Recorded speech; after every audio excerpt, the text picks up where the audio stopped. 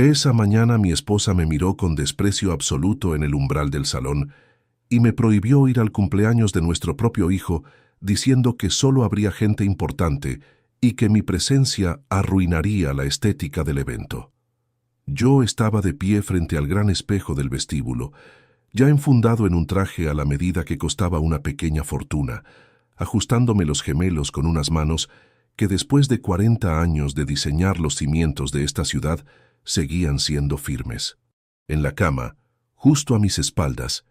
descansaba una caja de terciopelo azul que guardaba un reloj de alta gama y un documento que cambiaría el destino de todos. No grité, no le supliqué una invitación para la fiesta de mi propio hijo que yo mismo había financiado en secreto. Solo miré mi reflejo, el de un hombre de 73 años que había construido un imperio arquitectónico en Madrid, e hice una breve llamada telefónica que selló el destino de quienes mordieron la mano que los alimentaba. Por favor, haz clic en el botón de me gusta y suscríbete al canal ahora mismo, porque te aseguro que la fría revuelta de esta historia y su devastador desenlace legal harán que valga cada segundo de tu tiempo. Me senté en el pesado sillón de mi despacho privado,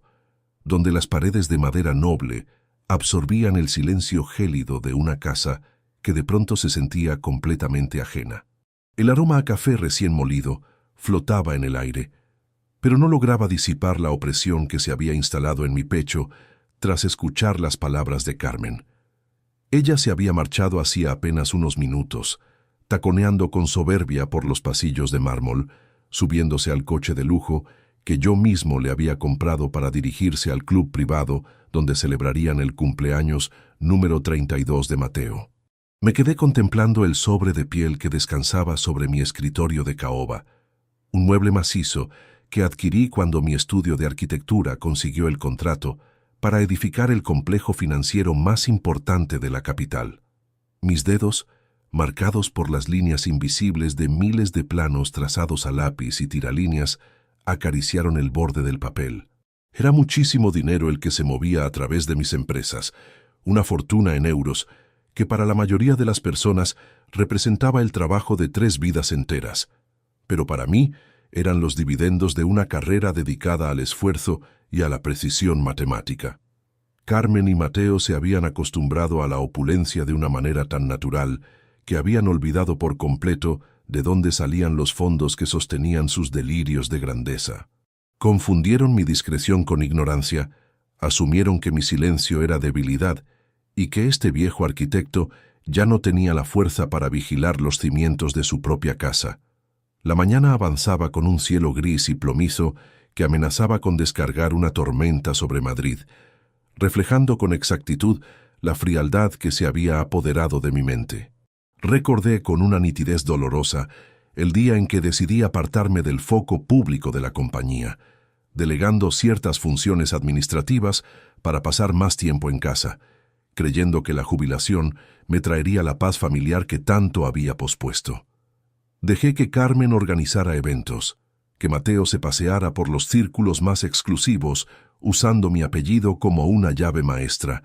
y me dediqué a observar desde las sombras, disfrutando de una supuesta tranquilidad. Pero lo que ellos nunca se molestaron en verificar en los registros mercantiles, cegados por la codicia y el desprecio hacia mi edad, fue que yo seguía siendo el administrador único de cada sociedad, el dueño absoluto de los terrenos y el titular de las cuentas bancarias primarias. Para mi esposa y para mi hijo, yo era simplemente una figura decorativa, un anciano que se conformaba con vestir trajes clásicos y que se negaba a cambiar su viejo coche de colección por un deportivo chillón. Ese desprecio latente había explosionado hoy en la entrada de la casa, transformándose en una orden tajante que pretendía borrarme de la vida social de mi propio hijo. Carmen me había dicho textualmente que sus nuevos amigos de la alta sociedad, inversores y empresarios que ella intentaba impresionar, no entenderían la mentalidad de un hombre que prefería hablar de hormigón y estructuras en lugar de presumir de títulos nobiliarios vacíos. Mientras miraba por el gran ventanal de mi despacho, vi las hojas secas de los árboles caer sobre el pavimento del jardín, Un recordatorio silencioso de cómo las cosas estables pueden desmoronarse si se permite que la podredumbre afecte la base. Mi mano no tembló cuando tomé el teléfono para revisar las notificaciones que habían llegado minutos después de la partida de Carmen. Sabía que Mateo estaba involucrado en algo turbio desde hacía semanas. Lo había notado en la tensión de sus hombros y en la forma en que evitaba sostener mi mirada durante las pocas cenas que compartíamos. Un hijo que crié con todas las comodidades posibles, al que le pagué las mejores universidades de Europa y cuyas deudas juveniles cubrí sin hacer preguntas para evitarle el sufrimiento del fracaso, me había vendido por un puñado de conexiones sociales infladas. Él había estado presente cuando Carmen pronunció el veto esta mañana, asintiendo con una sonrisa de complicidad mientras acomodaba su corbata de seda frente al espejo que yo pagué. No levantó la voz para defenderme. No dijo que yo era el hombre que le había dado todo lo que poseía. Simplemente guardó silencio, validando la humillación hacia su padre para no perturbar la atmósfera refinada que su madre pretendía vender a sus invitados. La ira que sentía en ese instante no era el fuego descontrolado de un joven impulsivo que busca el enfrentamiento inmediato a través de los gritos y la violencia verbal. Era una determinación gélida, dura y puramente arquitectónica, el cálculo preciso de un profesional que sabe exactamente qué pilares debe retirar para que una estructura defectuosa colapse por completo bajo su propio peso. Tomé la caja de terciopelo que contenía el reloj de colección, una pieza única que había planeado entregarle a Mateo como el gran regalo de su cumpleaños, un símbolo de la herencia familiar y del paso del tiempo. Deslicé el pestillo de mi escritorio, guardé el objeto en el fondo del cajón y saqué en su lugar una carpeta de piel oscura que contenía las auditorías preliminares que mi equipo contable había preparado discretamente. Carmen pensaba que yo pasaba las tardes leyendo novelas históricas o contemplando el jardín, pero en realidad pasaba las horas analizando los flujos de caja y los movimientos extraños que habían comenzado a manifestarse en nuestras cuentas mancomunadas. Decidí que no me quedaría en casa esperando que me enviaran fotografías falsas de una celebración a la que se me había negado el derecho de asistir. Me puse el abrigo, tomé las llaves de mi vehículo y salí al garaje subterráneo de la mansión, donde el eco del portón automático resonó como el primer aviso de una demolición inminente. El motor de mi coche de colección cobró vida con un rugido contenido, un sonido mecánico y perfecto que contrastaba con la falsedad de las conversaciones que habitaban en las plantas superiores de mi hogar. Mientras conducía por las avenidas de Madrid, con rumbo al centro de la ciudad, mi mente trabajaba a una velocidad asombrosa, repasando cada interacción, cada mentira piadosa que Carmen había estructurado para mantener el control de los gastos familiares. Ella creía que su posición como mi esposa le otorgaba el derecho de gestionar mi dignidad, asumiendo que mi generosidad era un pozo infinito que nunca exigiría una rendición de cuentas. Iba a demostrarles a ambos que el creador de la empresa seguía teniendo el control maestro de las finanzas y que la estética que tanto les preocupaba estaba a punto de ser demolida por la cruda realidad de la ley. Al detenerme en un semáforo frente al Paseo de la Castellana, contemplé los edificios que yo mismo había ayudado a trazar décadas atrás, moles de cristal y acero que se alzaban imperturbables contra el cielo invernal. Esas estructuras permanecían en pie porque sus cimientos eran honestos, porque cada tonelada de hormigón había sido calculada para resistir las peores presiones. Mi familia, en cambio, era un castillo de naipes sostenido por la laca de las apariencias, el estatus social y el dinero que robaban sutilmente de mi lomo, mientras me trataban como a un anciano inservible. Carmen quería proyectar una imagen de linaje y distinción ante los inversores que asistirían al club de campo esta tarde. Hombres que no sabían que el verdadero titán financiero estaba sentado en un coche clásico, planificando el desalojo de quienes habitaban en su propiedad por pura condescendencia. Apreté el volante de cuero con una fuerza que hizo que mis nudillos se pusieran blancos, no por miedo, sino por la absoluta certeza de que el tiempo de la tolerancia había terminado definitivamente. Mateo quería jugar al aristócrata, rodeado de falsos amigos que solo valoraban el grosor de su billetera. Y yo estaba a punto de entregarle la factura más cara de su existencia. Llegué a las oficinas de mi abogado de confianza en el barrio de Salamanca, un edificio de fachadas clásicas y techos altos, donde la justicia se manejaba con la misma discreción con la que yo diseñaba mis obras. Estacioné el coche en el espacio reservado, apagué el motor y me tomé un minuto entero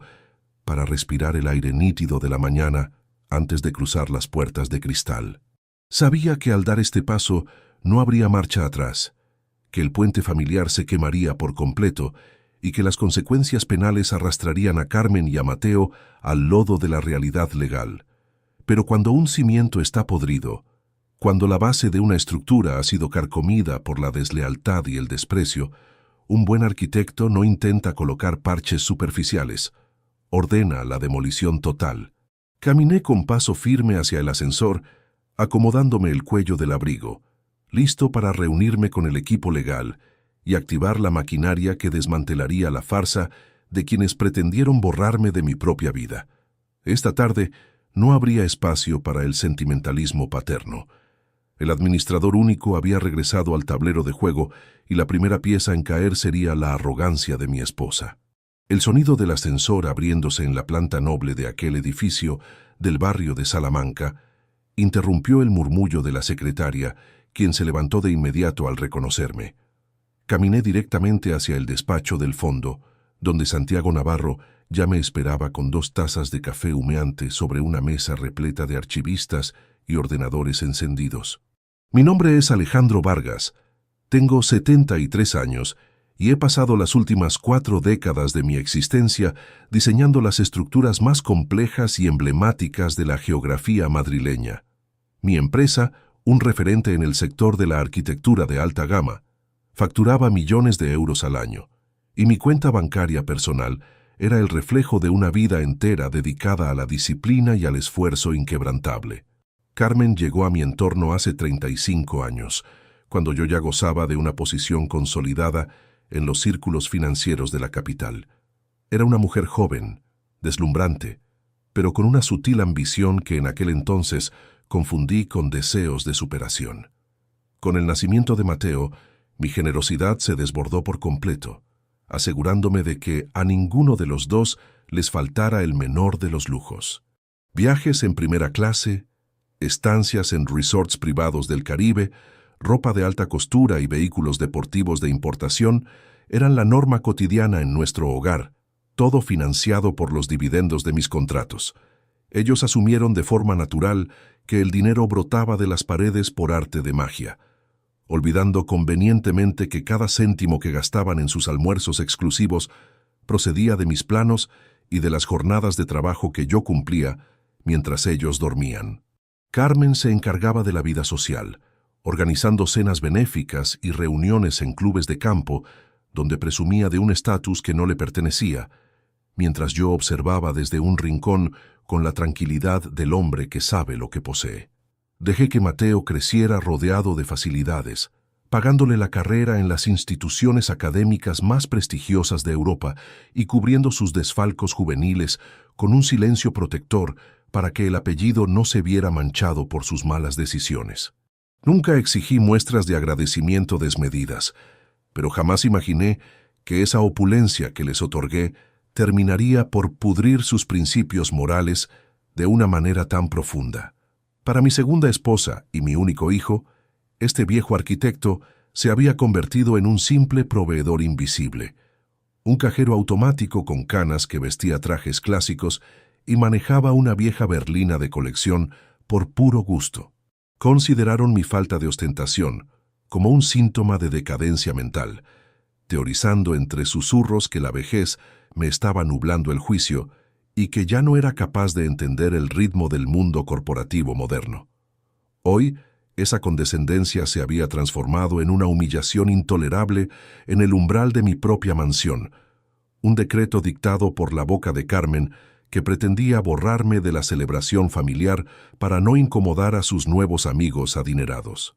Santiago cerró la puerta de su despacho de doble acristalamiento y me indicó que me sentara en una de las butacas de piel negra frente a su escritorio. Su rostro, habitualmente inexpresivo por los años de litigios de alto nivel, mostraba una rigidez que me confirmó que las sospechas que veníamos arrastrando no eran simples paranoias de un anciano desconfiado. El letrado deslizó una carpeta de cartón oscuro sobre la mesa de cristal,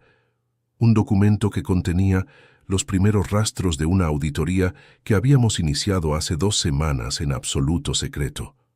Carmen pensaba que yo pasaba las tardes en el despacho de casa contemplando el jardín o revisando catálogos de arte antiguo, pero en realidad coordinaba con Santiago el rastreo de varias anomalías en las cuentas de la sociedad matriz. Mateo había estado solicitando adelantos de capital a los contadores de la firma bajo la falsa premisa de que eran inversiones urgentes para la digitalización del estudio de arquitectura. El volumen de dinero que se movía en euros era mareante, cifras que para cualquier ciudadano común resolverían la vida de varias generaciones, pero que en las manos de mi hijo se evaporaban en cuestión de días. Mientras Santiago repasaba los folios mecanografiados, el recuerdo de la mirada de Mateo esta mañana me recorrió la espalda como un escalofrío. Un hijo que se mantuvo en silencio mientras su madre me desterraba.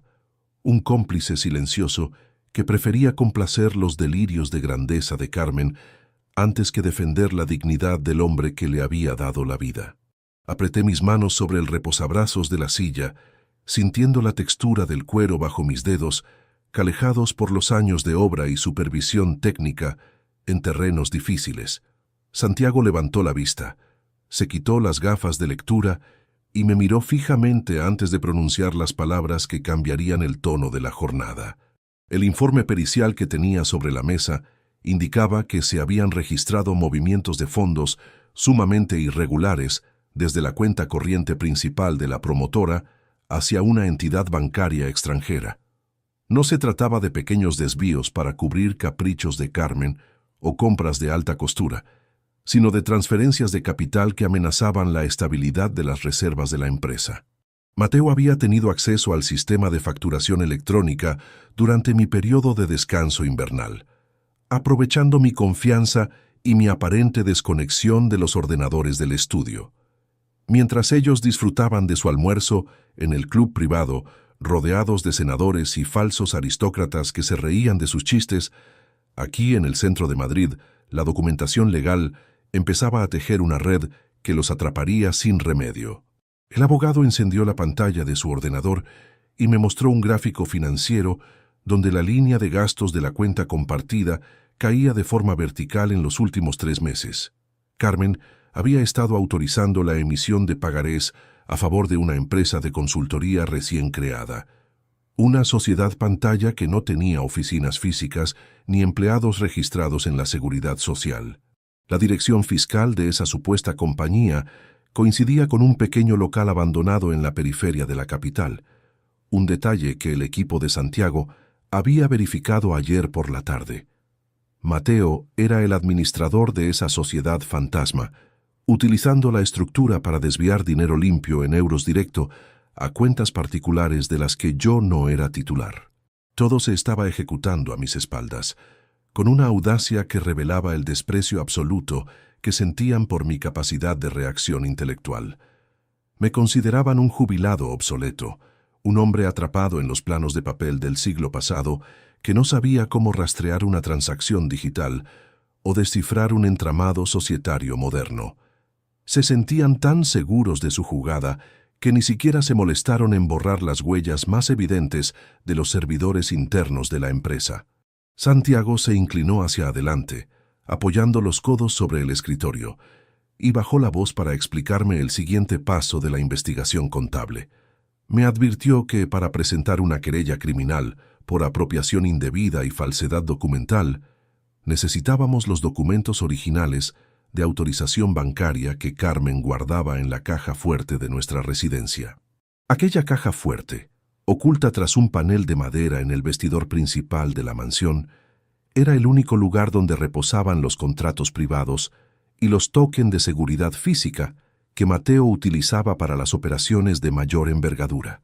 Un escalofrío de anticipación me recorrió el cuerpo al comprender que tendría que regresar a la casa antes de que Carmen y Mateo volvieran de la pomposa celebración en el club de campo. Tenía una ventana de apenas unas horas para acceder al vestidor, extraer las pruebas necesarias y abandonar el inmueble sin levantar la menor sospecha entre el personal de servicio. Santiago comenzó a redactar una solicitud de medidas cautelares preliminares, un documento legal que permanecería congelado en su terminal hasta que yo le diera la señal definitiva para activar la orden judicial. Me levanté de la butaca, me abroché el abrigo y tomé el pequeño pendrive que el letrado me entregó con las copias digitales de las transferencias realizadas hasta la fecha. El aire de Madrid seguía gélido cuando salí de las oficinas, obligándome a levantar el cuello de la prenda mientras caminaba hacia el aparcamiento subterráneo. Al subir a mi coche de colección, el silencio del habitáculo me permitió procesar la magnitud del fraude que mi propia sangre estaba ejecutando en mi contra con la bendición de mi esposa. Arranqué el motor y puse rumbo de regreso a la urbanización exclusiva de las afueras, acelerando por las autopistas de circunvalación mientras observaba el cielo plomizo a través del parabrisas. Sabía que estaba entrando en terreno peligroso, que cualquier error en la sincronización del tiempo me pondría frente a Carmen antes de tener el control total de los activos financieros. La frialdad del arquitecto tomó el control de mis emociones, transformando la profunda tristeza de la traición familiar en una estrategia de demolición técnica impecable. Al aproximarme a la entrada de la propiedad, estacioné el vehículo a unos metros del portón principal, oculto tras la línea de setos altos que delimitaba la calle residencial. Entré a la vivienda utilizando mi llave maestra física, moviéndome por los pasillos de mármol con el sigilo de un extraño en su propia casa, escuchando únicamente el zumbido de los sistemas de climatización. Subí las escaleras de madera noble hacia el dormitorio principal, me dirigí al vestidor y aparté el panel que ocultaba la puerta de acero de la caja fuerte de alta seguridad. Mis dedos introdujeron la combinación numérica que no había cambiado en una década, escuchando el crujido del mecanismo interno al ceder tras el último dígito. La puerta pesada se abrió en silencio, revelando los estantes repletos de joyas que yo había comprado y carpetas de documentos de las empresas. Busqué entre los papeles hasta que mis manos encontraron una carpeta azul que contenía las escrituras notariales de la mansión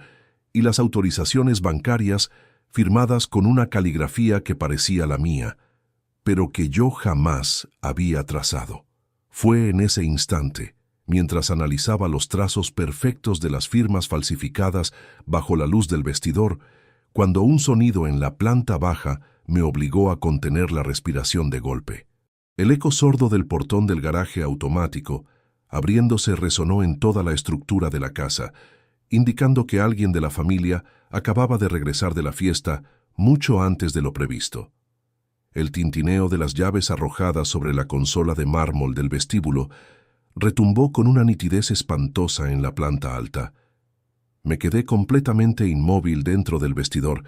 con la carpeta azul apretada contra el pecho y los ojos fijos en la rendija de la puerta que daba al dormitorio principal. Los pasos apresurados que subían las escaleras de madera no pertenecían al andar pausado y pesado de Carmen, sino al ritmo enérgico y descuidado de Mateo. Cerrar la caja fuerte en ese instante habría provocado un chasquido metálico ensordecedor que delataría mi presencia de inmediato. Así que opté por deslizarme con suavidad detrás del grueso abrigo de piel que colgaba en el extremo del armario. Contuve la respiración justo cuando la puerta de la habitación se abrió de golpe, y la silueta de mi hijo recortó el umbral, iluminada por la luz mortecina que entraba por el gran ventanal.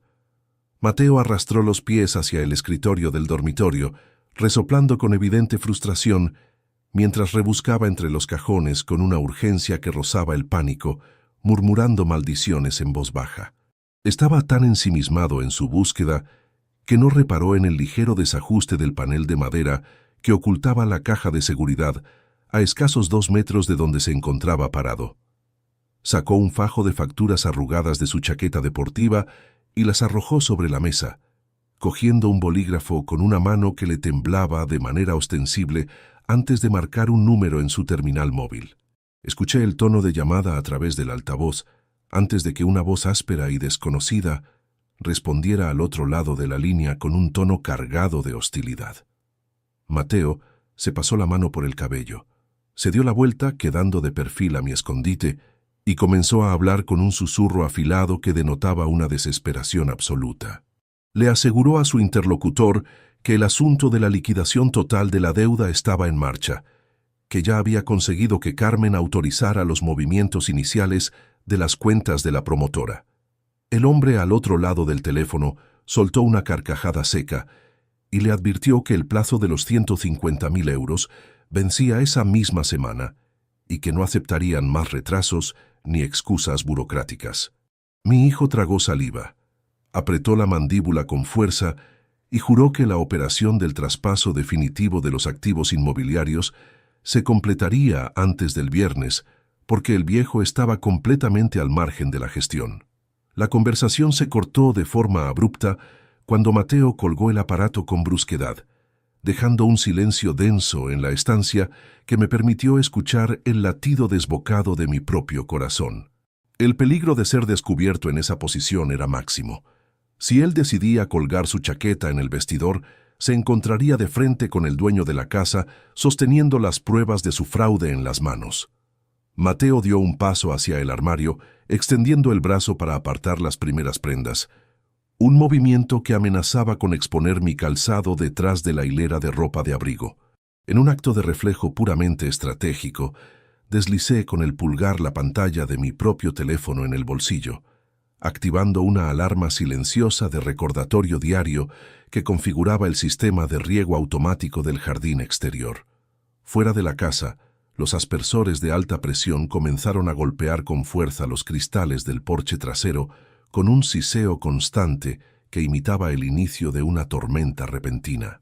Mateo se detuvo en seco, desvió la mirada hacia la ventana del dormitorio y maldijo al recordar que había dejado las ventanillas de su coche deportivo completamente abiertas en la entrada de la vivienda. Se dio la vuelta con premura, abandonó la habitación a grandes zancadas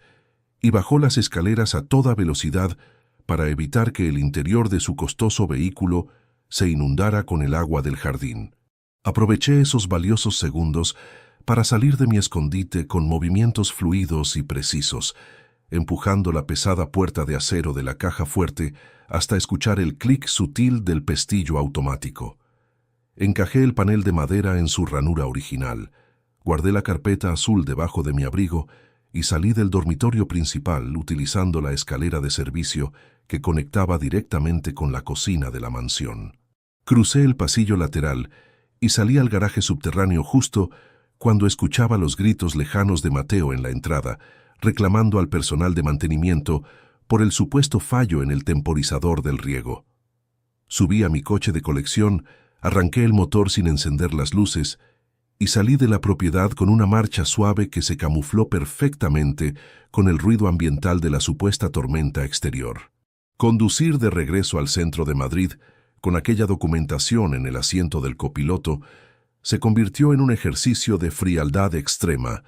manteniendo la velocidad reglamentaria mientras repasaba mentalmente los datos que acababa de escuchar por la boca de mi propio hijo. No se trataba de una simple mala racha financiera para sostener su ritmo de vida.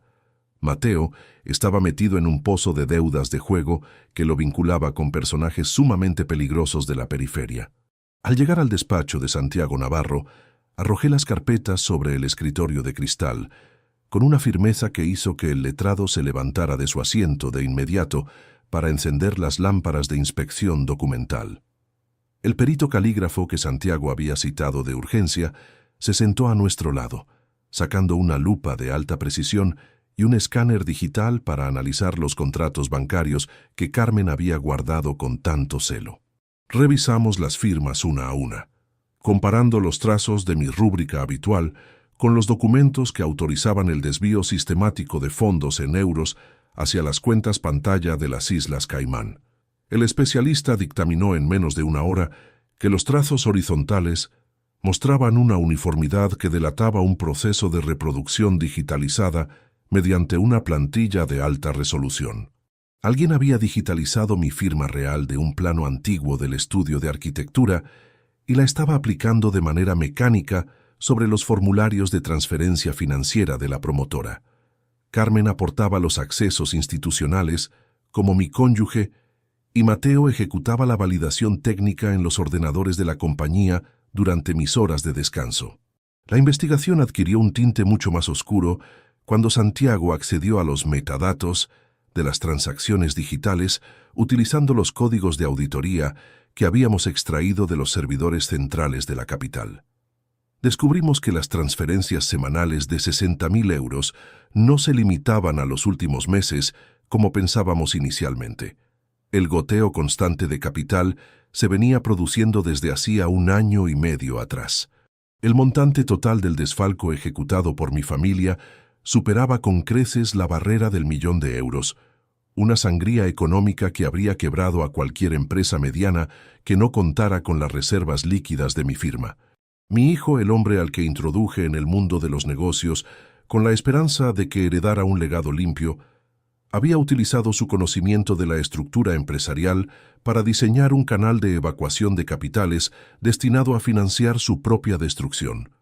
Santiago se recostó en su silla de piel, entrelazando las manos sobre el vientre mientras contemplaba los gráficos que el software financiero arrojaba en la pantalla del ordenador corporativo. Me explicó con un tono de voz extremadamente grave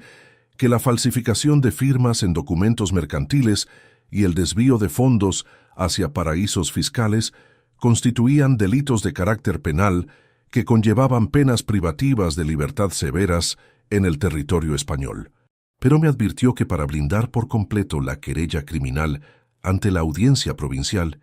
necesitábamos identificar al destinatario final de los fondos que salían de las Islas Caimán,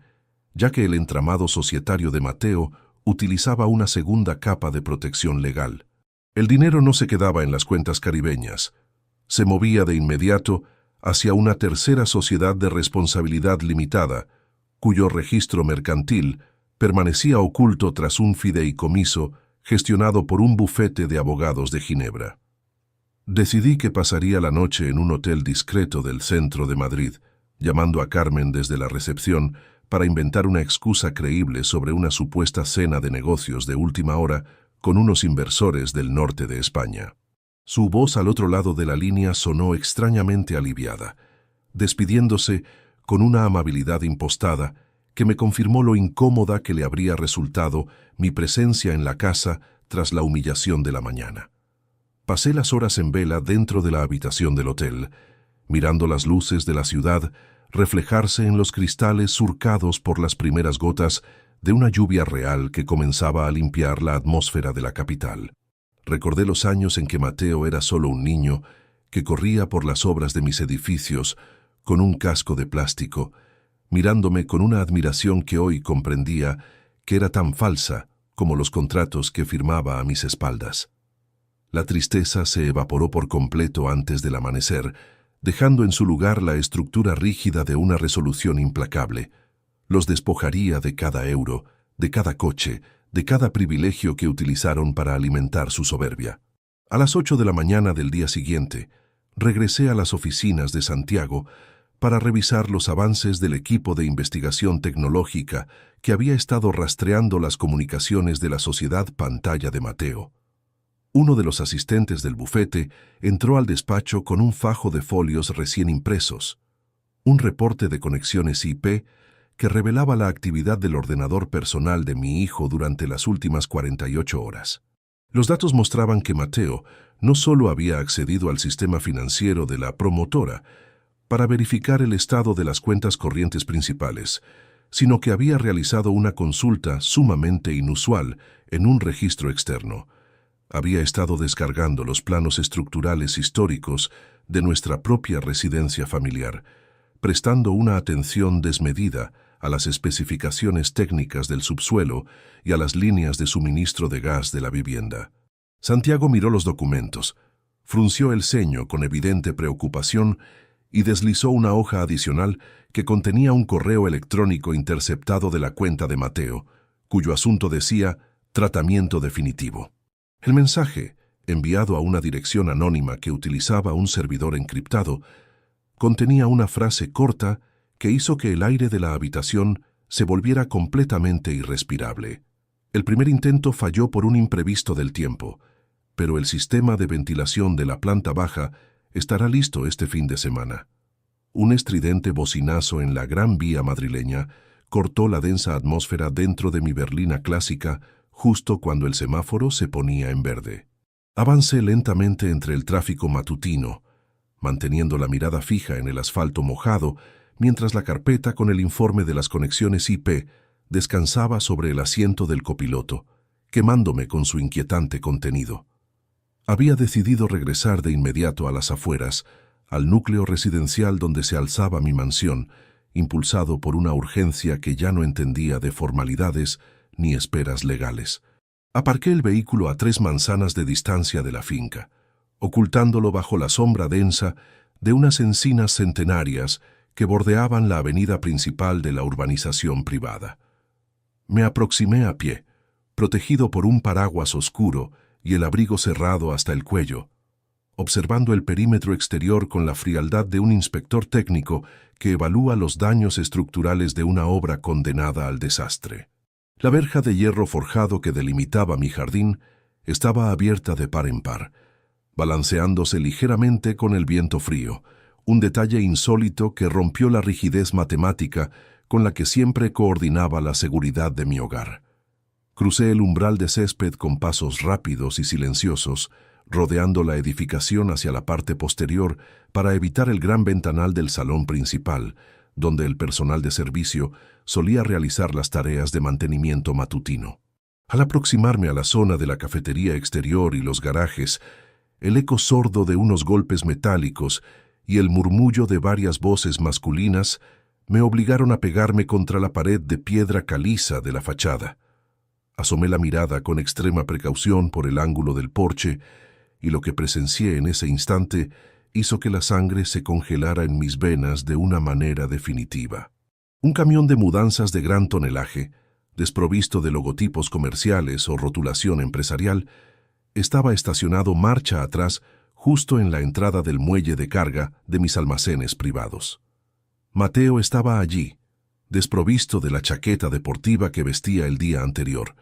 vistiendo ropa oscura de trabajo y coordinando de forma enérgica los movimientos de 3 operarios corpulentos que cargaban pesadas cajas de madera. Reconocí de inmediato los embalajes reforzados. Eran las protecciones a medida que yo mismo había diseñado años atrás para salvaguardar mi colección privada de arte contemporáneo y las cajas fuertes portátiles donde custodiaba planos históricos y lingotes de oro. Mi hijo caminaba de un lado a otro con una tableta digital en las manos, verificando un inventario detallado mientras instaba a los mozos a acelerar el proceso de estiba dentro del contenedor del vehículo pesado. Carmen apareció desde el interior del pasillo del sótano, sosteniendo un archivador metálico que contenía los títulos de propiedad originales de mis terrenos en el norte de España y entregándoselo a Mateo con una sonrisa de absoluta complicidad. Estaban desmantelando mi patrimonio físico a plena luz del día,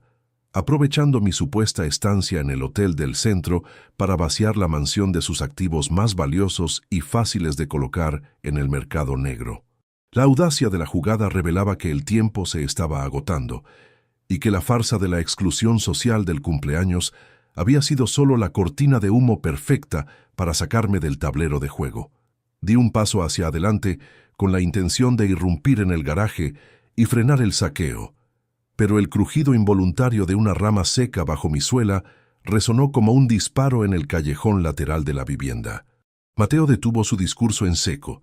giró la cabeza bruscamente hacia mi posición y caminó con paso firme hacia el ángulo de la pared de piedra, estrechando el cerco a escasos metros de mi escondite. Si doblaba la esquina de la fachada, me encontraría de frente con la carpeta de la auditoría criminal bajo el brazo, destruyendo cualquier posibilidad de activar la trampa legal que Santiago Navarro estaba preparando en el bufete. Con una agilidad mental forjada en décadas de resolver imprevistos en terrenos de construcción inestables, metí la mano en el bolsillo, extraje las llaves de repuesto de mi vieja berlina y las arrojé con fuerza hacia el extremo opuesto del jardín, haciéndolas chocar ruidosamente contra la rejilla metálica del sistema de ventilación del sótano. El impacto metálico desvió por completo la atención de mi hijo, quien se dio la vuelta maldiciendo en voz baja, convencido de que algún gato de la urbanización había provocado el ruido al saltar sobre los conductos de aire. Aproveché ese segundo de distracción para retroceder con movimientos fluidos hacia la línea de setos altos, rodeando la propiedad, hasta salir nuevamente a la calle residencial sin ser detectado por los operarios de la mudanza. Me refugié en el interior de un pequeño café de paso, situado en la entrada de la urbanización exclusiva. Un local discreto de madera y cristales ahumados donde los chóferes y el personal de seguridad privada solían descansar entre turnos. Saqué mi teléfono móvil con unas manos que, a pesar de la tensión extrema del momento, mantenían la firmeza del trazo arquitectónico y marqué el número directo de la línea encriptada de Santiago Navarro. El letrado respondió al segundo tono de llamada, escuchando en absoluto silencio mi relato detallado sobre el camión de mudanzas, el expolio de las cajas fuertes y la presencia activa de Carmen y Mateo en el subsuelo de la mansión. Santiago me instó a no intervenir bajo ningún concepto, asegurándome que la policía judicial ya estaba tramitando las órdenes de entrada y registro, pero que necesitábamos que el vehículo pesado iniciara su marcha para configurar el delito de hurto agravado en grado de consumación. Mientras hablaba por el aparato, mis ojos se clavaron en la pantalla de un ordenador portátil que el camarero del local tenía encendido sobre la barra, mostrando las noticias económicas del mediodía de Madrid. Un escalofrío me recorrió la espina dorsal al ver el logotipo de mi propia corporación arquitectónica parpadear en la sección de alertas financieras de la capital, acompañado de un titular que amenazaba con derribar el prestigio de toda mi carrera. La notificación indicaba que la Comisión Nacional del Mercado de Valores había recibido una solicitud formal de preconcurso de acreedores presentada en nombre de la promotora Vargas, alegando una situación de insolvencia inminente debido a un agujero financiero de proporciones catastróficas. Alguien de dentro de la empresa, utilizando mis credenciales digitales maestras y las escrituras notariales que Mateo había extraído de la caja fuerte, estaba liquidando los activos de la sociedad para forzar la quiebra técnica antes del fin de semana. El entramado societario que Carmen y mi hijo habían diseñado en las Islas Caimán no era solo un refugio para el dinero robado, era el receptor final de la liquidación total de la empresa que me costó 40 años levantar. Me levanté de la mesa del café dejando unas monedas en euros sobre la superficie pulida. Salí a la lluvia que comenzaba a arreciar sobre la periferia de Madrid y caminé a grandes zancadas hacia el lugar donde había ocultado mi berlina clásica. Subí al habitáculo, coloqué el informe de las conexiones IP en el salpicadero y arranqué el motor con una marcha decidida que me llevó de regreso al centro neurálgico de la capital, directo al bufete de Santiago. La lluvia repiqueteaba contra el parabrisas con una violencia constante que igualaba el ritmo acelerado de mis pensamientos, transformando la indignación inicial en una estrategia criminalística de precisión absoluta. Sabía que cada minuto que pasaba jugaba en mi contra, que el camión de mudanzas estaría moviendo mis obras de arte hacia algún almacén clandestino de la frontera y que la solicitud de quiebra corporativa bloquearía mis movimientos bancarios si no actuábamos antes del cierre de las oficinas institucionales. Al entrar en el despacho de la planta noble del barrio de Salamanca, encontré a Santiago reunido con 2 peritos de la Unidad de Delitos Económicos de la Policía, hombres de rostros serios y trajes oscuros que analizaban los flujos financieros en una pantalla gigante. El especialista informático del bufete tomó la tableta digital que yo traía y comenzó a cruzar los datos de las direcciones IP con los accesos registrados en el servidor de la Comisión del Mercado de Valores. Descubrimos que la orden de liquidación corporativa y la solicitud del preconcurso de acreedores se habían emitido desde una terminal situada en un ático de lujo del centro de Madrid. un inmueble cuya propiedad no estaba registrada a nombre de ningún miembro de mi familia. Santiago tecleó con rapidez en el sistema de la propiedad mercantil, cruzando las escrituras de ese ático con los beneficiarios del fideicomiso de Ginebra, que gestionaba el dinero de las Islas Caimán. La pantalla del ordenador parpadeó durante 3 segundos eternos antes de arrojar una ficha registral que hizo que el aire del despacho se volviera denso y pesado, revelando la identidad del verdadero cerebro que operaba detrás de la ambición de Carmen y Mateo. El ático de lujo pertenecía a una sociedad de inversiones cuyo administrador único era un antiguo socio de mi estudio de arquitectura, un hombre al que yo había despedido 10 años atrás por irregularidades técnicas y que juró destruir mi legado antes de abandonar el sector. Este individuo había estado utilizando la debilidad de Mateo por el juego y la vanidad de Carmen para tejer una telaraña que no solo vaciaría mis cuentas personales, sino que transferiría la titularidad de mis patentes de diseño industrial hacia su corporación internacional. Mientras contemplaba la fotografía de mi antiguo rival en la pantalla del ordenador, Santiago Navarro descolgó el teléfono fijo de su escritorio, escuchó una notificación breve de su asistente y se giró hacia mí con una expresión que denotaba una gravedad absoluta. El camión de mudanzas clandestino acababa de salir de las puertas de mi mansión, pero el GPS de la policía indicaba que el vehículo pesado no se dirigía hacia la frontera, sino hacia un polígono industrial abandonado donde el temporizador del sistema de gas de mi propia casa estaba programado para activarse de forma remota en menos de 2 horas. El repique de los dedos de Santiago Navarro contra la superficie de madera de su escritorio rompió el silencio helado del despacho, mientras el cursor de la pantalla seguía parpadeando sobre los planos técnicos de las tuberías de la mansión. Los 2 inspectores de la Unidad de Delitos Económicos se levantaron de inmediato, ajustándose los abrigos oscuros y realizando un par de llamadas directas a las patrullas de intervención rápida que patrullaban la zona de la periferia madrileña. Decidí que no me quedaría atrapado en el pánico que pretendían infundirme.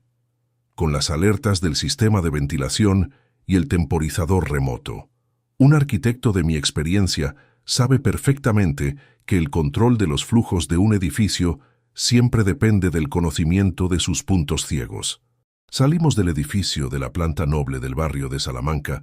bajo una tormenta que azotaba las calles con furia, subiendo a los vehículos camuflados de las fuerzas de seguridad para dirigirnos a toda velocidad hacia la urbanización residencial. El trayecto se ejecutó en un silencio absoluto, interrumpido únicamente por el zumbido constante de la radio policial y el sonido de los limpiaparabrisas barriendo el agua del cristal con un ritmo frenético que igualaba la velocidad de mis pensamientos. Llegamos a la finca 20 minutos antes de la hora marcada por el informe informático de las conexiones IP de Mateo, deteniendo los coches en la avenida trasera para no alertar al personal doméstico ni levantar sospechas en la caseta de vigilancia de la urbanización. Entré a la propiedad utilizando el acceso técnico del sótano de mantenimiento, un pasillo angosto de hormigón visto que yo mismo había diseñado para revisar los tendidos eléctricos y las válvulas reguladoras del suministro general. El aire en el subsuelo era denso, impregnado de un olor a humedad y a conductos metálicos cerrados que me confirmó que el sistema de climatización centralizado estaba operando en un régimen inusual para esa época del año.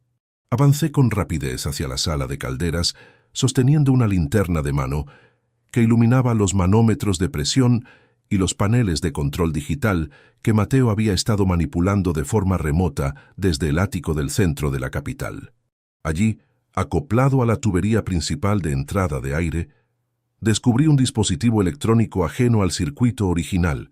una válvula de solenoide conectada a un modulador de frecuencia que estaba diseñado para liberar un retorno de gases de combustión hacia los dormitorios superiores. Escuché de pronto el eco de unos pasos firmes descendiendo por la escalera de caracol de hierro que conectaba la sala de calderas con el vestíbulo principal del inmueble, obligándome a apagar la linterna y a esconderme detrás del enorme depósito de acumulación térmica. Carmen entró a la estancia vistiendo un abrigo de paño claro, con el rostro tenso y los ojos fijos en la pantalla de su teléfono móvil, verificando el estado de sincronización del mecanismo digital de liberación de flujos. Se aproximó tanto a mi posición que la esencia de su perfume de alta gama se mezcló con el olor a azufre de los conductos de la calefacción, un detalle sensorial que me causó una náusea profunda al comprender el nivel de frialdad con el que operaba mi esposa. Sacó un pañuelo del bolsillo para limpiar una mancha de grasa en la válvula y estuvo a punto de tropezar con la esquina del maletín de cuero donde yo guardaba los informes contables de la auditoría corporativa de la promotora. El borde metálico del maletín sobresalía unos centímetros de la base del depósito, amenazando con delatar mi escondite si ella decidía encender la luz general del pasillo subterráneo para revisar el cableado del modulador. Aprovechando que Carmen se giró un instante para responder un mensaje de voz de Mateo, deslicé la mano con suavidad por el suelo de hormigón y empujé el objeto hacia el hueco de ventilación, justo antes de que ella pasara el dedo por la superficie del acumulador térmico. Mi esposa murmuró una frase corta frente a la grabadora de su terminal, asegurándole a mi hijo que la presión de los conductos estaba estabilizada y que el viejo no tendría ninguna oportunidad de detectar la alteración cuando regresara a dormir. Carmen abandonó el subsuelo con un andar apresurado, apagando la pantalla del dispositivo móvil y subiendo los peldaños de hierro hacia las plantas superiores, dejando la sala de calderas sumida nuevamente en una penumbra sepulcral. Los inspectores de policía, que habían permanecido ocultos en el callejón de servicio exterior, entraron de inmediato con herramientas de precisión para desmontar el modulador electrónico y cortar el suministro eléctrico de la válvula de solenoide, neutralizando la amenaza física de forma definitiva. Subimos al despacho de la planta principal, utilizando el ascensor de servicio, para no alertar a Carmen, quien se encontraba en el salón principal, coordinando telefónicamente los detalles de la falsa quiebra técnica con el antiguo socio que operaba desde el ático. Santiago Navarro me esperaba allí con los ordenadores portátiles conectados a la red del Banco de España, listos para iniciar la fase más agresiva de la demolición financiera de los activos de mi familia. Pasamos las siguientes 4 horas analizando las capas societarias que Mateo había estructurado en el fideicomiso de Ginebra, descubriendo que el desvío de los fondos en euros no se limitaba al €1.000.000 de la promotora inmobiliaria. Carmen había estado utilizando los poderes notariales de representación conyugal para solicitar líneas de crédito a corto plazo a favor de la sociedad Pantalla de las Islas Caimán, utilizando la propia mansión familiar como aval hipotecario de las operaciones. El volumen de deuda que habían acumulado a mis espaldas ponía en riesgo directo la titularidad de la vivienda que construí con mis propias manos 40 años atrás. Un golpe calculado para dejarme en la indigencia absoluta antes de que el invierno terminara. El especialista informático de la Policía Judicial logró interceptar las claves de acceso de la cuenta corriente secundaria que mi hijo mantenía en una entidad bancaria de la periferia de Madrid, un depósito oculto que utilizaba para canalizar las comisiones de los contratos de diseño industrial. Al abrir el historial de transacciones de esa cuenta, los gráficos mostraron un flujo constante de salidas de capital destinadas a pagar los honorarios de un bufete de abogados especializado en la tramitación de procesos de incapacitación médica para personas de la tercera edad. Mateo y Carmen no solo planeaban vaciar las cuentas y provocar la quiebra de la empresa, estaban preparando la documentación legal necesaria para declararme demente ante un tribunal civil de la capital en un plazo menor a 2 semanas. La frialdad de la estrategia me demostró que el veto al cumpleaños de Mateo no había sido un simple capricho de vanidad social de mi esposa, sino el inicio formal del aislamiento jurídico al que pretendían someterme para despojarme de la capacidad de administrar mis propios bienes en euros. Santiago Navarro se ajustó las gafas de montura negra, miró fijamente los folios de la solicitud de incapacitación que acabábamos de imprimir del servidor de Mateo y bajó la voz para explicarme el contraataque legal que habíamos diseñado en absoluto secreto. Me informó que las órdenes judiciales de incautación de bienes y bloqueo de cuentas corrientes ya estaban firmadas por el magistrado del Juzgado de Instrucción número 4 de Madrid, listas para ser ejecutadas de forma simultánea. Pero el letrado me advirtió que para evitar que Carmen y Mateo destruyeran los registros digitales de las sociedades pantallas caribeñas durante el proceso de detención, necesitábamos realizar una última validación física en el ordenador personal de mi hijo. Aquel ordenador de alta gama permanecía encendido en el ático del centro de la capital, conectado de forma perpetua al servidor del Fideicomiso de Ginebra, que gestionaba la titularidad de las patentes de diseño industrial de mi estudio de arquitectura. Tomé la determinación de no confrontar a Carmen en ese instante, saliendo de la mansión por la puerta del jardín lateral, bajo una lluvia que seguía cayendo sobre la periferia residencial con una violencia ensordecedora. Subí a mi berlina clásica, arranqué el motor y me dirigí hacia el centro de Madrid, con el informe de la auditoría criminal en el salpicadero, manteniendo una concentración absoluta que transformó el dolor de la traición familiar en una fría ejecución técnica. El tráfico en las autopistas de circunvalación avanzaba despacio debido al temporal, permitiéndome repasar cada pilar de la trampa legal que activaríamos en la mansión el domingo por la tarde, bajo el pretexto de una cena de reconciliación familiar. Carmen y Mateo recibirían una citación formal para firmar una supuesta donación de bienes en vida, un cebo económico que su ambición desmedida les impediría rechazar, ignorando que se sentarían a la mesa con los oficiales de la Policía de Delitos Económicos. Llegué al polígono industrial de la periferia sur, donde el GPS de las fuerzas de seguridad mantenía localizado el camión de mudanzas que había saqueado mis cajas fuertes portátiles y mi colección privada de arte contemporáneo. Los dos vehículos de la policía judicial se estacionaron frente a una nave abandonada de ladrillo visto y portones metálicos oxidados, cuyos accesos permanecían custodiados por dos operarios corpulentos que vestían ropa oscura de trabajo. Los oficiales descendieron con premura exhibiendo las placas institucionales y las órdenes de registro definitivas firmadas por el magistrado, obligando a los vigilantes a levantar las manos y a permitir el acceso al interior del recinto fabril. Al cruzar el umbral del almacén, las luces halógenas de alta potencia iluminaron el contenedor del camión abierto de par en par, revelando las cajas de madera reforzada que Mateo había ordenado estibar esa misma mañana a mis espaldas. El inspector principal de la unidad económica rompió los precintos plásticos del primer embalaje con una herramienta de corte, retirando las protecciones de espuma para verificar el estado de los activos que Carmen pretendía colocar en el mercado negro internacional. Frente a nosotros apareció un lienzo de gran formato que yo había adquirido en una subasta en París décadas atrás, una pieza única cuyo valor en euros superaba los 300.000 euros en los catálogos especializados de arte contemporáneo.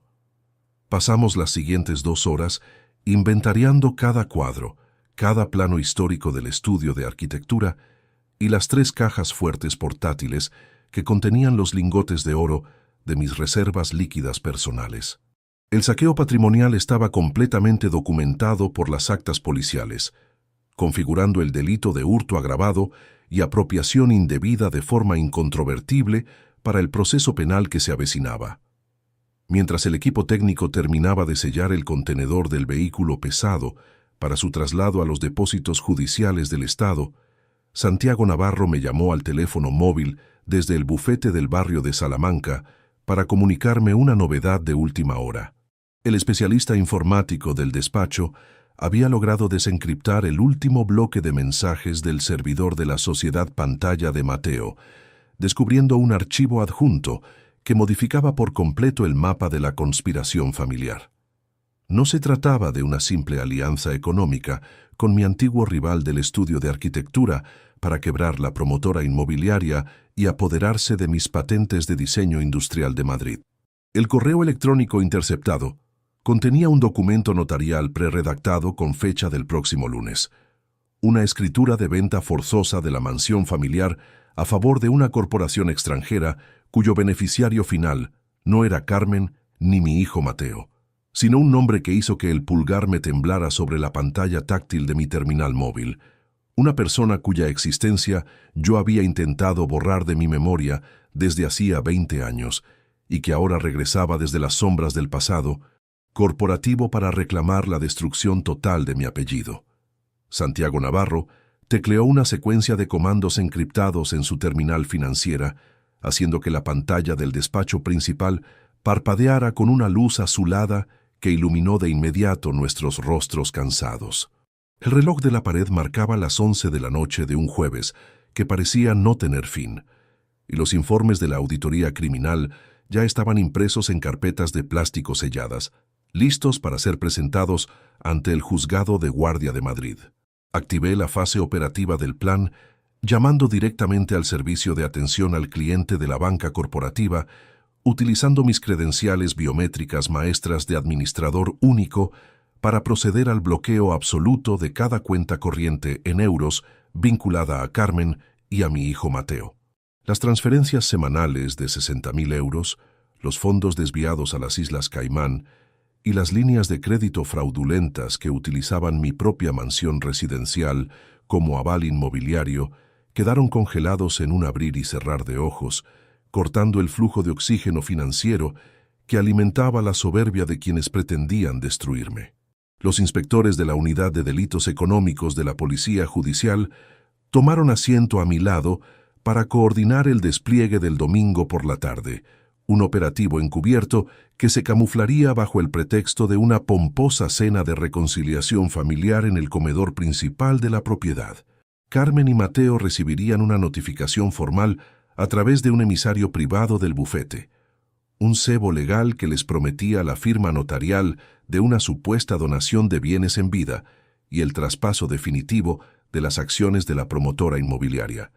una oferta que su codicia patológica les impediría rechazar. Pasé las siguientes 3 horas revisando las cláusulas del Nuevo Testamento que Santiago había redactado,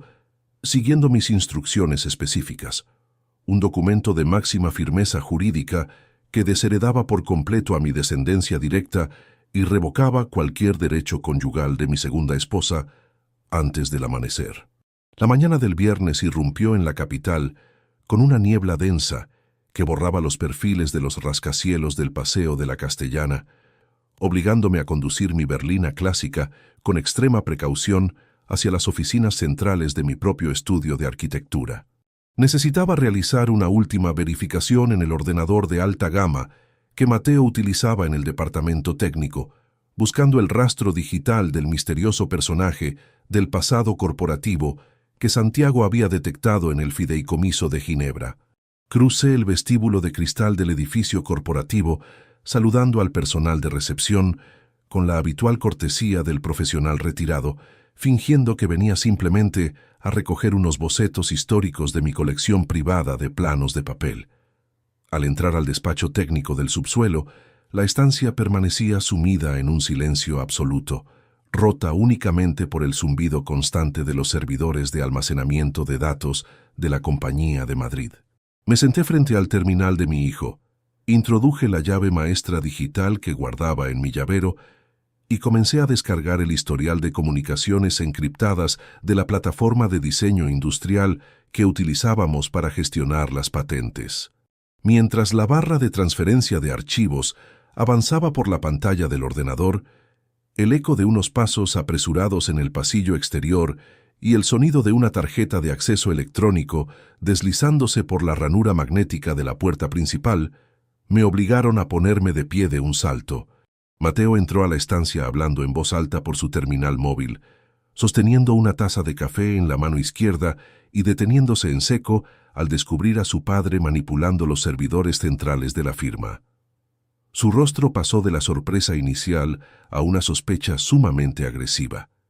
Apretando la mandíbula con fuerza mientras colgaba el teléfono de golpe y avanzaba hacia mi posición con un andar decidido que denotaba una tensión extrema. «¿Qué estás buscando exactamente en mi ordenador a estas horas de la mañana, papá?»,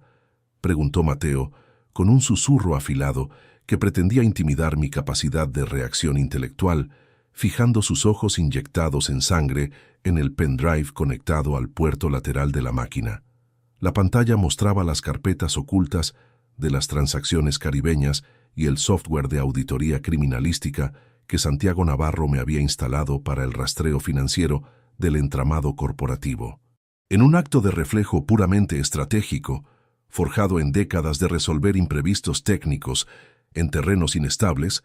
tomé el catálogo impreso de las nuevas patentes de hormigón reforzado que descansaba sobre la mesa y lo coloqué con firmeza sobre el teclado,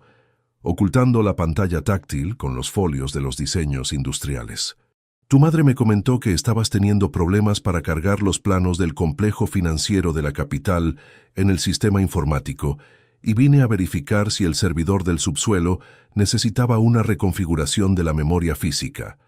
Respondí manteniendo una frialdad matemática en el tono de mi voz, sosteniéndole la mirada con la dignidad del hombre que sabe que tiene el control total de la situación. Mateo frunció el ceño,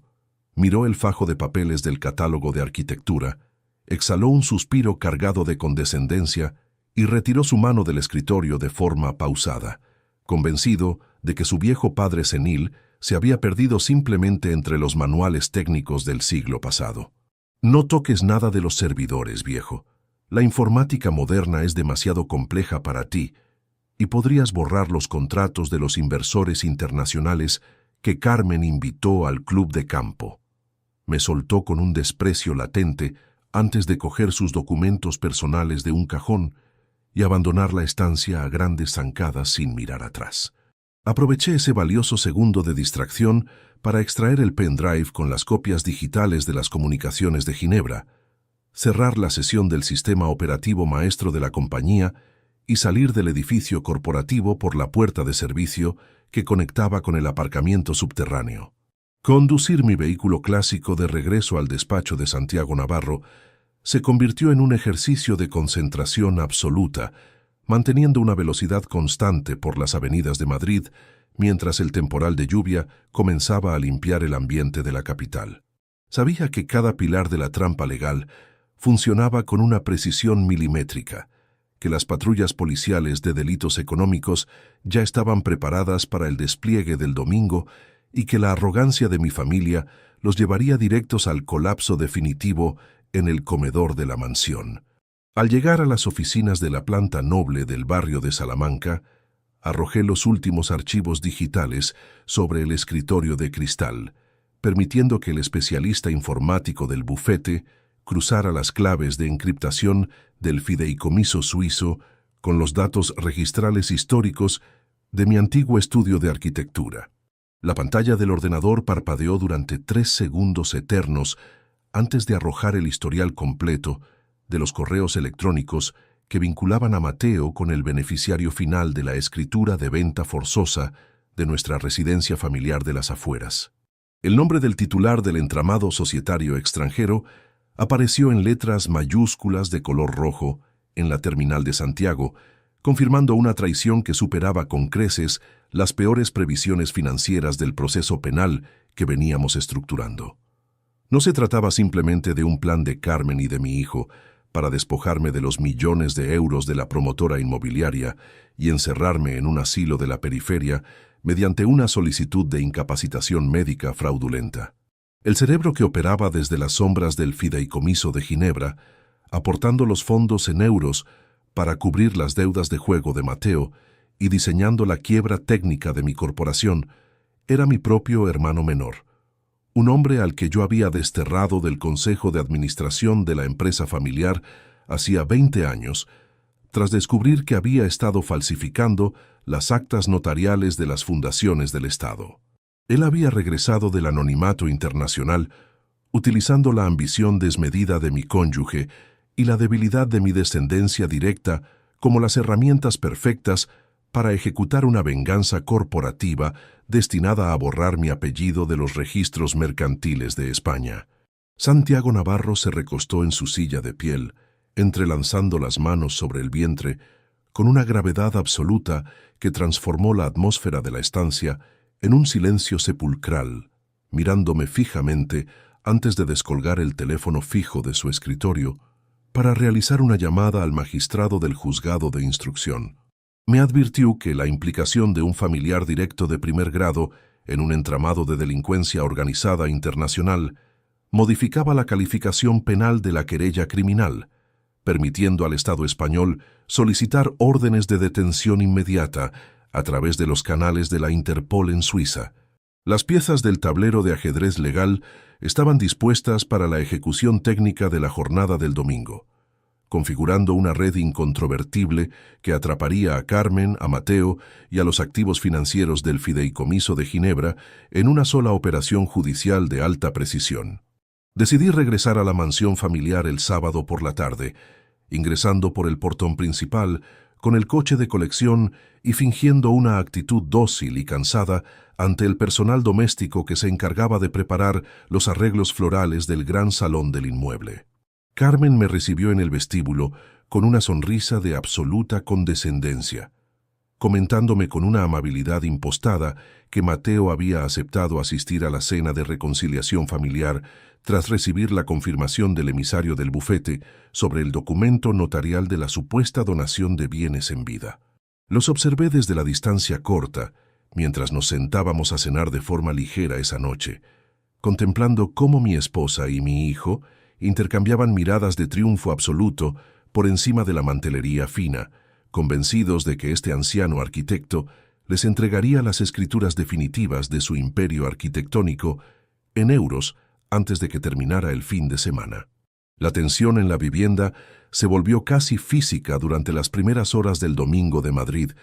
una jornada plomiza que avanzaba despacio entre el repique constante de la lluvia contra los altos ventanales del porche trasero y el siseo sutil de los sistemas de climatización del subsuelo. A las 4 de la tarde, me dirigí a mi despacho privado para repasar los términos del contraataque legal con Santiago Navarro a través de la línea telefónica encriptada, confirmando que las 3 patrullas de la Policía Judicial de Delitos Económicos ya se encontraban estacionadas de forma discreta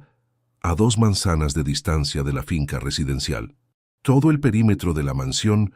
permanecía bajo la vigilancia invisible de las fuerzas de seguridad, listos para intervenir en el momento exacto en que yo realizara la señal digital programada desde mi propio terminal móvil. Mientras me ajustaba los gemelos de plata frente al espejo del vestíbulo principal,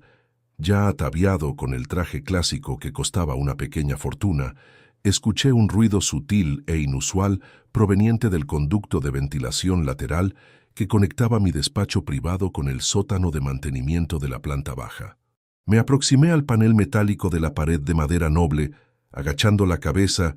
para escuchar el murmullo de una conversación telefónica que Mateo estaba manteniendo en el pasillo subterráneo de las calderas de calefacción general de la vivienda. Mi hijo hablaba con una urgencia que rozaba el pánico absoluto, asegurándole a su interlocutor de Ginebra que Carmen ya tenía listos los poderes notariales de representación conyugal para la firma de la venta forzosa de la mansión familiar, la cual se validaría inmediatamente después de que se sirviera el postre en el comedor principal de la propiedad. La voz de mi hermano menor resonó a través del altavoz del dispositivo de Mateo, con un tono gélido y cargado de una hostilidad destructiva que hizo que el pulgar se me congelara sobre el marco de madera de la pared, pronunciando una frase corta que reveló la existencia de un segundo plan clandestino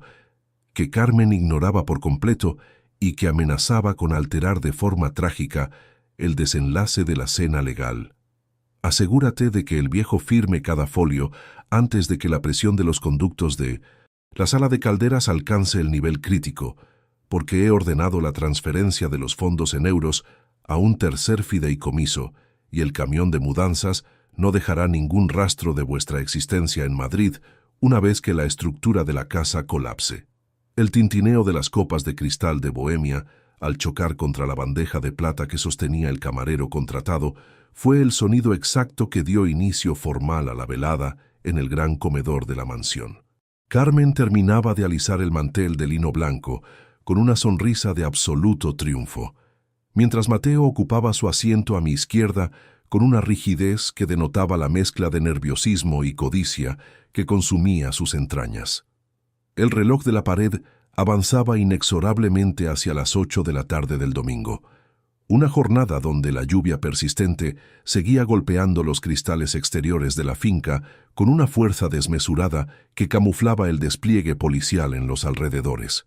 Las velas de los candelabros de plata proyectaban sombras alargadas y sinuosas sobre las paredes de madera noble de la estancia, creando una atmósfera de solemnidad teatral que mi esposa y mi hijo consideraban el preludio perfecto para su victoria económica definitiva. Nos sentamos a la mesa en un silencio denso que fue interrumpido por Carmen, quien levantó su copa de vino tinto para proponer un brindis por la supuesta reconciliación familiar y la firma del documento de donación que, según sus planes, me despojaría de cada euro. Mantuve la calma matemática del arquitecto veterano, asimilando sus palabras corteses y sus falsas muestras de afecto con una rigidez pétrea, observando cómo mi descendencia directa saboreaba el menú exclusivo sin imaginar el destino que les aguardaba. Deslicé mi mano hacia el bolsillo interior de la chaqueta para verificar que el emisor digital que activaba el sistema de grabación interna permanecía operativo y transmitiendo en directo hacia la terminal que Santiago Navarro manejaba en el vestíbulo. Carmen me sirvió una ración de lomo al horno con una delicadeza inusual, instándome a beber el costoso vino de la bodega que yo mismo había financiado con las ganancias de mis proyectos de alta gama en el centro de Madrid. Mateo carraspeó, entrelazó sus dedos sobre la mesa y me miró fijamente antes de deslizar una pesada carpeta de cuero oscuro que contenía las escrituras preredactadas de la supuesta transferencia de activos y las acciones de la sociedad matriz. Su urgencia por conseguir mi rúbrica en cada folio era tan evidente que no se molestó en disimular el temblor que sacudía sus muñecas mientras sostenía el bolígrafo de oro que pretendía entregarme. Hemos preparado los documentos notariales siguiendo los consejos de los asesores del bufete. Papá, solo necesitas firmar en las líneas punteadas de cada página para simplificar la transición fiscal de las patentes de diseño industrial antes de que termine el mes. Me soltó Mateo con un susurro apresurado que denotaba un pánico latente, fijando sus ojos inyectados en sangre en mi mano derecha. En ese instante, la tensión dentro del comedor se volvió casi física, una presión ambiental que amenazaba con hacer colapsar el teatro de mentiras que mi familia había estructurado a mis espaldas durante el último año y medio. Carmen asintió con entusiasmo, colocando su mano sobre la mía con un roce prolongado que me causó una repugnancia profunda al recordar las grabaciones del pasillo subterráneo donde discutía la manipulación de las calderas de la calefacción. Tomé la carpeta de cuero, abrí la primera página del contrato privado y fingí buscar mis gafas de lectura en el bolsillo del abrigo para ganar unos valiosos segundos de concentración antes de iniciar el contraataque legal definitivo. Fue en ese momento preciso cuando el dispositivo móvil que Mateo tenía sobre la mantelería fina comenzó a vibrar con una secuencia de notificaciones urgentes del sistema de alertas del Banco de la Periferia Corporativa. La pantalla táctil del terminal se iluminó con un mensaje de texto en letras mayúsculas de color rojo que delataba un fallo crítico en la validación informática de las operaciones de las Islas Caimán. Acceso denegado por orden judicial, fondos inmovilizados por auditoría criminal externa. Mi hijo palideció de golpe. Cogió el aparato con un movimiento brusco que derribó una de las copas de cristal, salpicando el vino tinto sobre los folios blancos del documento de la donación y clavando su mirada sospechosa en mi rostro con una agresividad desmedida. ¿Qué significa esto, papá? ¿Has estado hablando con el Departamento de Riesgos Contables de la promotora inmobiliaria esta mañana? Siseó Mateo levantándose a medias de su silla, estrechando el cerco hacia mi posición con una hostilidad física que rompió cualquier apariencia de armonía doméstica. La sospecha de que yo conocía la existencia de la sociedad pantalla y las transferencias de 60.000 euros quedó suspendida en el aire del comedor como una amenaza inminente de descubrimiento absoluto. Con una frialdad técnica que desarboló su capacidad de reacción intelectual, saqué un pañuelo de tela de mi bolsillo, comencé a limpiar con parsimonia las manchas de líquido de la mesa y miré a mi hijo, con la absoluta soberanía del administrador único de la compañía. Los contadores de la central me enviaron una notificación rutinaria sobre una actualización obligatoria en las claves de encriptación de las cuentas corrientes principales del estudio de arquitectura para evitar fraudes digitales externos durante el fin de semana. Un procedimiento estándar que validé desde mi terminal móvil antes de sentarme a cenar. Respondí manteniendo una modulación de voz plana y desprovista de cualquier emoción, sosteniéndole la mirada con una fijeza que hizo que Mateo retrocediera un paso, confundido por mi supuesta ingenuidad senil. Mi hijo exhaló un suspiro cargado de frustración, se pasó la mano por el cabello húmedo por la lluvia exterior y volvió a sentarse de forma lenta, convencido de que la inmovilización de los fondos en euros era simplemente un retraso administrativo provocado por los protocolos informáticos del Banco de España. Aproveché ese instante de vacilación para pulsar el comando digital programado en mi teléfono, enviando la señal definitiva hacia las 3 patrullas de la Policía Judicial de Delitos Económicos que esperaban de forma discreta a escasos metros de la finca residencial. Las puertas dobles de madera noble del comedor se abrieron de golpe con un estruendo que hizo que Carmen soltara un grito de pánico, rompiendo la intimidad de la estancia con la entrada firme de 4 oficiales uniformados y 2 detectives de traje oscuro que portaban las placas institucionales en sus cinturones. Santiago Navarro entró justo detrás de las fuerzas de seguridad, cargando los archivadores de plástico sellados con las pruebas del expolio de las cajas fuertes portátiles y los lienzos de arte contemporáneo de la nave abandonada. El rostro de mi esposa se transformó en una máscara cerosa de conmoción absoluta al descubrir que los oficiales civiles que ella consideraba notarios de su confianza eran en realidad especialistas en la persecución del fraude bancario internacional. Encendí el proyector digital que cubría la pared principal del salón,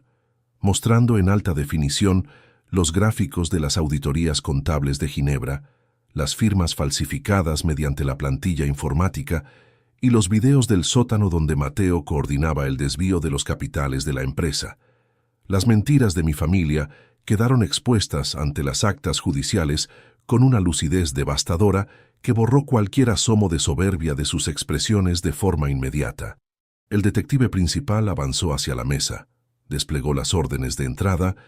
y registro firmadas por el magistrado del Juzgado de Instrucción número 4 de Madrid y procedió a la lectura formal de los derechos penales de los acusados por delincuencia organizada y tentativa de homicidio.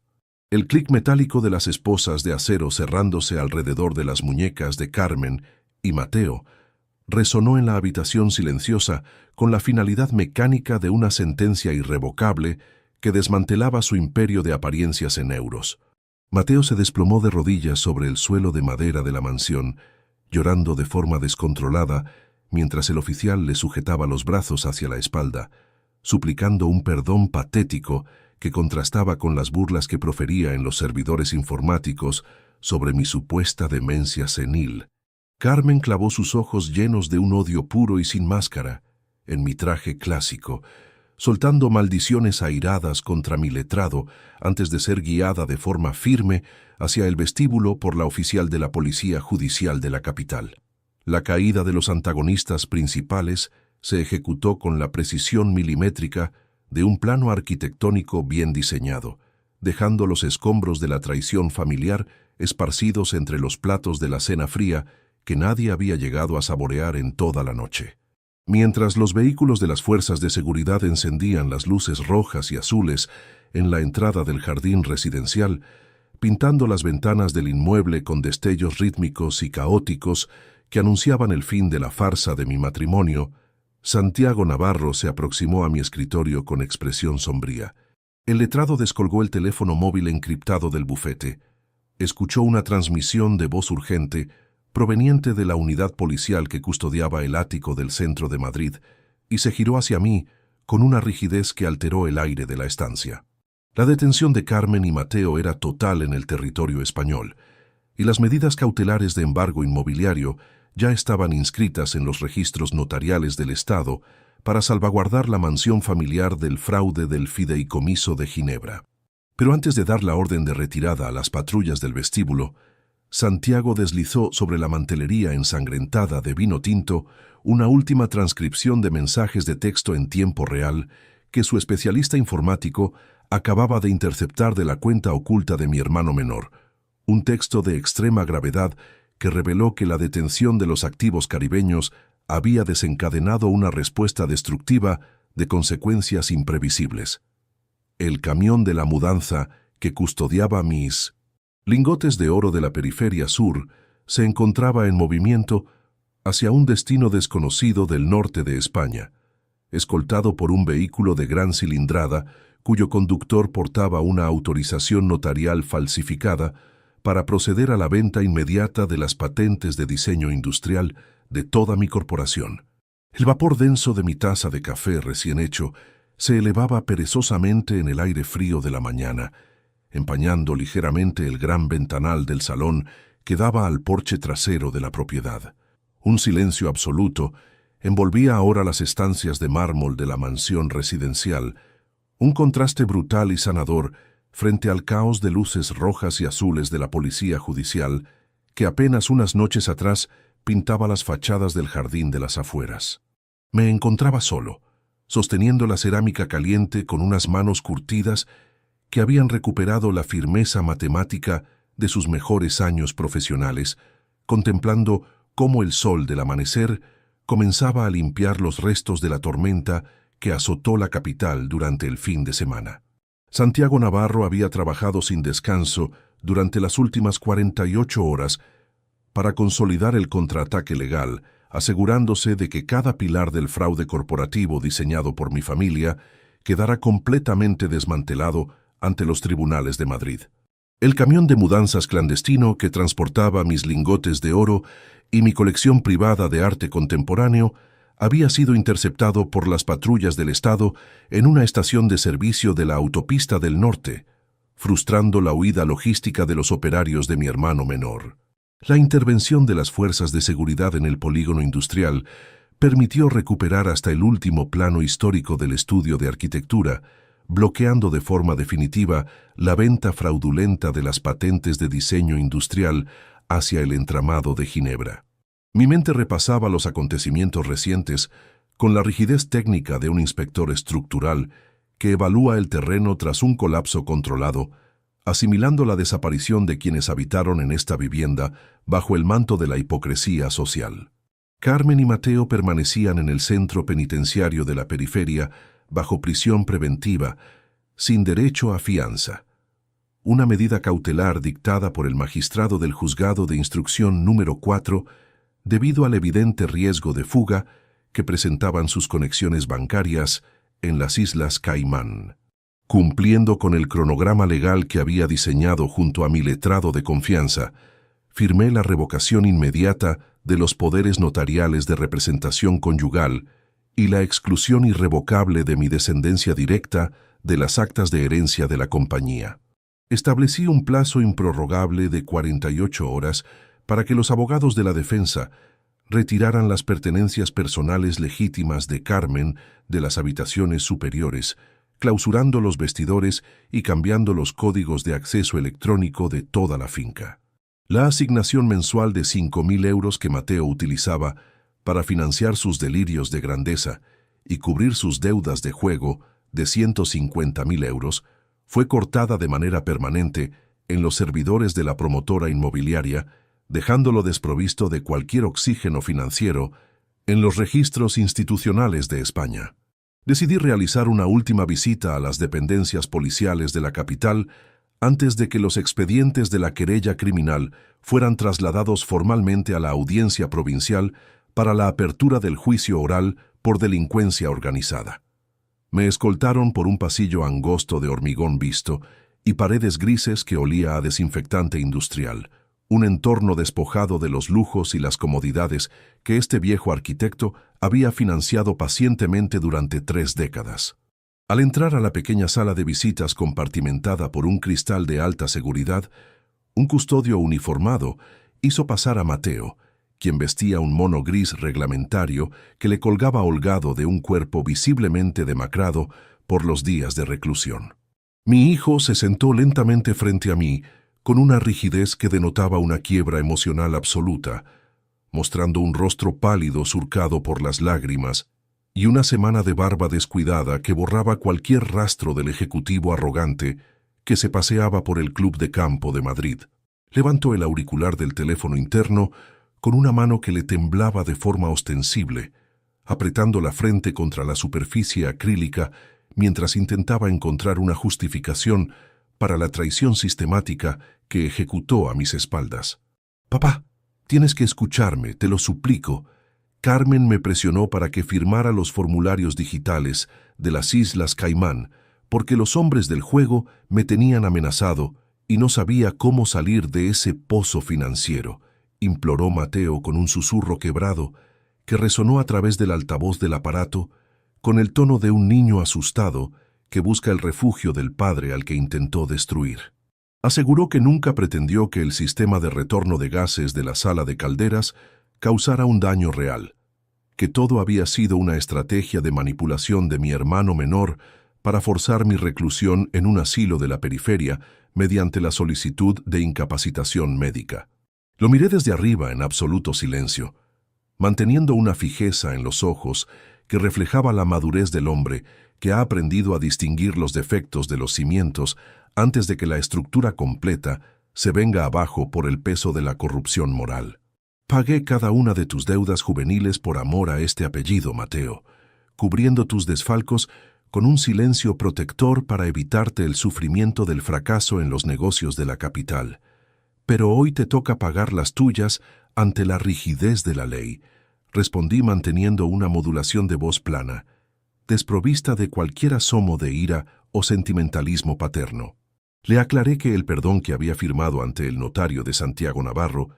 no buscaba su liberación penal, ni la atenuación de los 12 años de prisión que la Fiscalía del Estado solicitaba por falsedad documental e intento de apropiación ilícita.